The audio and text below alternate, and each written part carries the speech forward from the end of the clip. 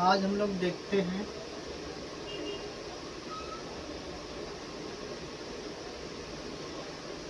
Cutting parameters. Cutting parameters क्या है कि अगर हम कोई जॉब बनाएंगे, ठीक है, तो उस जॉब के डायमीटर के हिसाब से हमको आरपीएम का सेट करना है, स्पीड क्या देना है, ठीक है।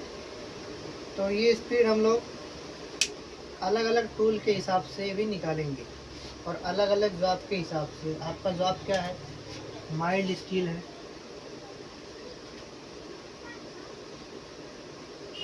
जिसको आप लोहा बोलते हो।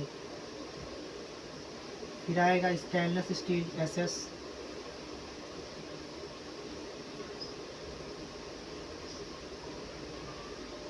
ठीक है। फिर एक कैटेगरी है एल्युमिनियम,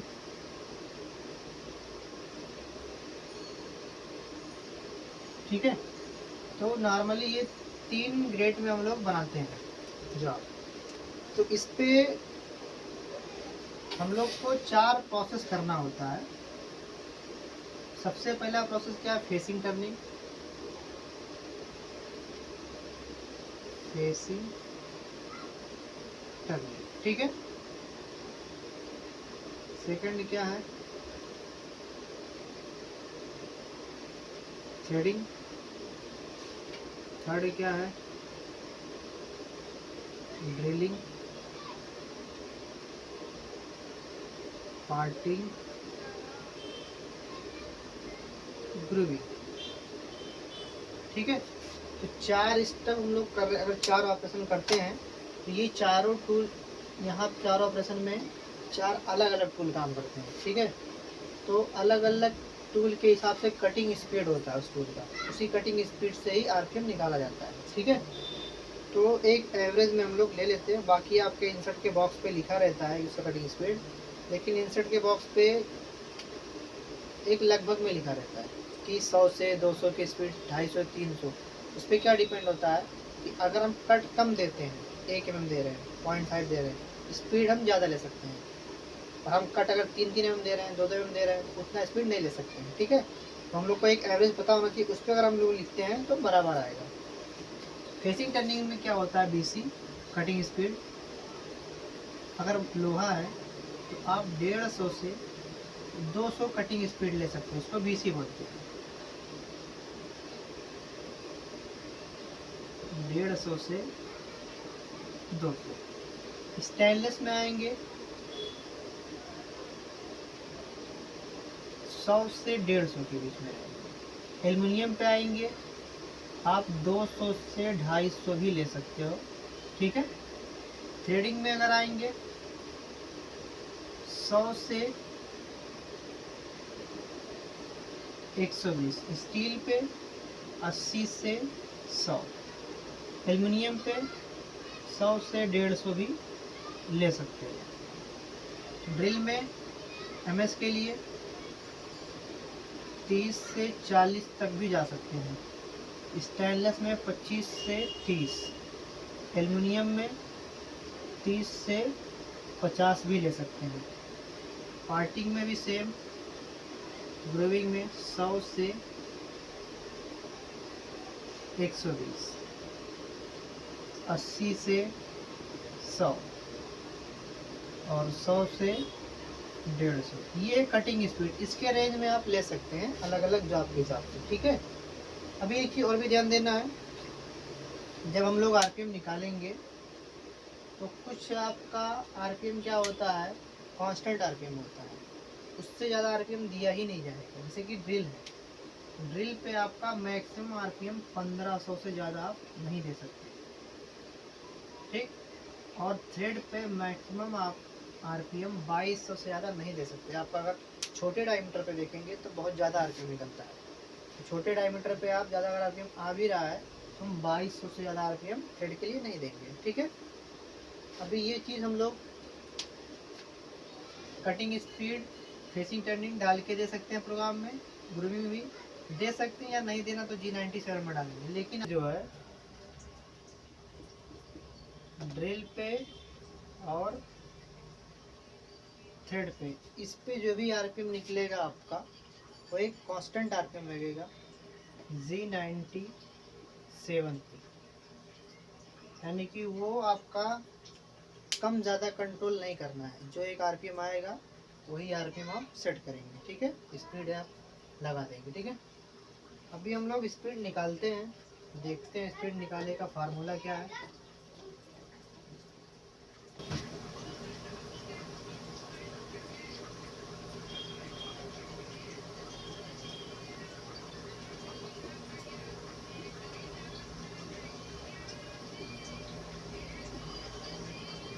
ठीक है, इस पे हम लोग आरपीएम निकालते हैं। एक जॉब है, पहले ये जॉब आपका 50 mm पे आपका रफ मटेरियल रहा होगा।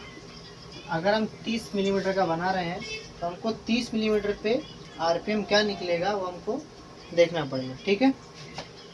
तो जो फिनिश दाया रहता है उसी पे ही आरपीएम निकाला जाता है। आरपीएम निकालने का एक फार्मूला है, BC = πdn/1000। ये क्या है आपका फार्मूला, ठीक है। BC क्या है, BC बराबर होता है कटिंग स्पीड, ठीक है। बोले थे ना कि अलग अलग कटिंग स्पीड रहेगा अलग अलग इंसर्ट के हिसाब से। अगर इस पे हम रफ कटिंग कर रहे हैं CNMG120408 रफ इंसर्ट से, यानी 0.8 से CNMG से, तो इस पे आरपीएम आपका क्या आएगा। तो रफ के लिए हम टर्निंग फिशिंग के लिए हम कटिंग स्पीड 200 ले सकते हैं, यानी कि BC हम देने वाले हैं 200, ठीक है। पाई का वैल्यू क्या है, पाई आपका मैथमेटिक्स से 22/7 आपने पढ़ा होगा। इसको अगर कट करेंगे तो 3.14 वैल्यू आएगा, ठीक है। ये हो गया पाई का वैल्यू। D फॉर आपका डायामीटर,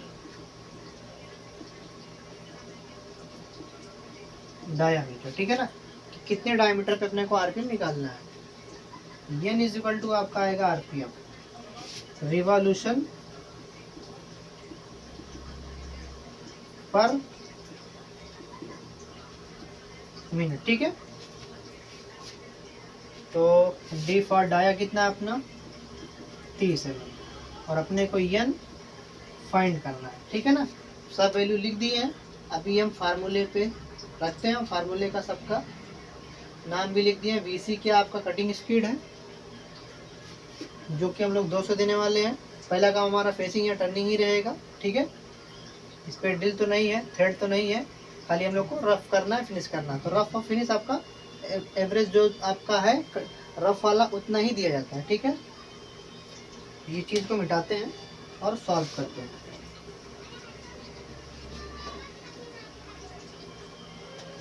तो आपका कटिंग स्पीड कितना दिया हम 200, पाई का वैल्यू क्या है कांस्टेंट है, डायामीटर कितना है 30 N डिवाइड बाई 1000, ठीक है। कटिंग स्पीड, पाई का वैल्यू, डायामीटर, आरपीएम निकालना है 1000 पर मिनट, आपका जो आरपीएम है उसके हिसाब से 1000 लगाया। अभी ये क्रॉस मल्टीप्लाई होगा, अगर यहाँ पे इक्वल है वैल्यू, इस क्रॉस मल्टीप्लाई 200 में हो जाएगा, और यहाँ पे कुछ नहीं है वैल्यू, तो यहाँ पे कितना माना जाएगा 1 माना जाएगा, ठीक है। इसका मल्टीप्लाई अगर करते हैं तो हो जाएगा 2 लाख। इसका मल्टीप्लाई करेंगे 94.2 होगा, ठीक है। अब ये इक्वल में वैल्यू है, इसको इधर लेंगे तो क्या होगा, वो डिवाइड में चला जाएगा। तो ये 2 लाख को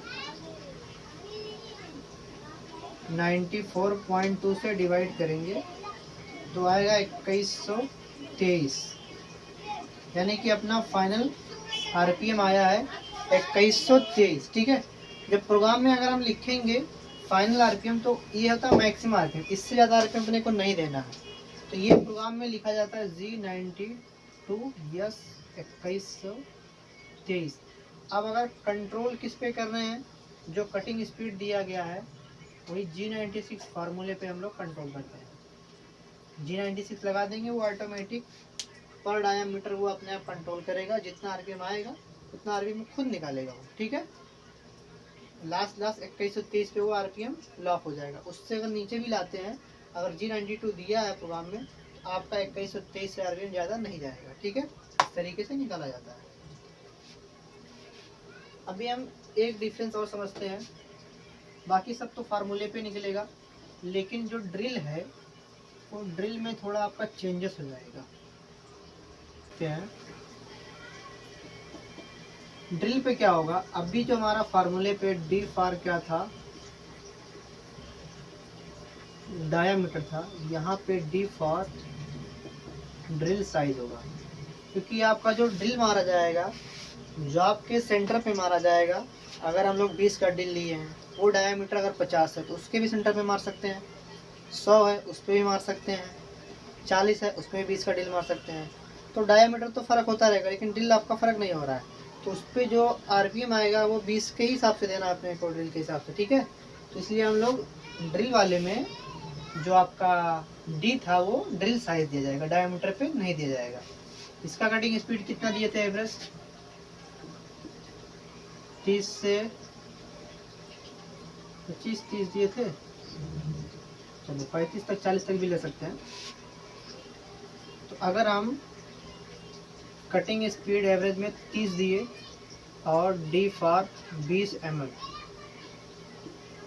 ड्रिल लिए, इस पे आरपीएम कितना आएगा। ठीक है, यानी कि 30 कटिंग स्पीड, 20 mm का ड्रिल और आरपीएम देखना है अपने को। ठीक है, यानी BCM देने वाले हैं 30 और ड्रिल है 20 n निकालना है। तो कटिंग स्पीड आएगा आपका BC बराबर पाई का वैल्यू आएगा, डायामीटर यानी ड्रिल पे आएगा 20, n फाइंड करना है। 1000 क्रॉस मल्टीप्लाई होगा 30,000 62.8 n। इसको इधर लाएंगे, डिवाइड में आएगा। ठीक, डिवाइड करेंगे इसको 477 में पॉइंट में आएगा, यानी कि 477 आरपीएम आएगा। ठीक है, ये आरपीएम अगर हम प्रोग्राम में लिखते हैं तो G97 पे यस 5 नहीं 4 है, 477 अभी हम 04 में ही चलता है। ठीक है, एक ही लाइन में आरपीएम लगेगा ये, इसमें कम ज़्यादा आरपीएम, यानी कि इसमें कटिंग स्पीड आप G96 के साथ नहीं देना है, एक ही आरपीएम जो निकलेगा वो G97 के साथ दिया जाएगा। ठीक है, यही फ़र्क था ड्रिल के लिए। बाकी आपका जो है सब में आपका डी फॉर डायमीटर ही दिया जाएगा। ठीक है, ड्रिल में आपका डी फॉर ड्रिल था, डायमीटर नहीं था।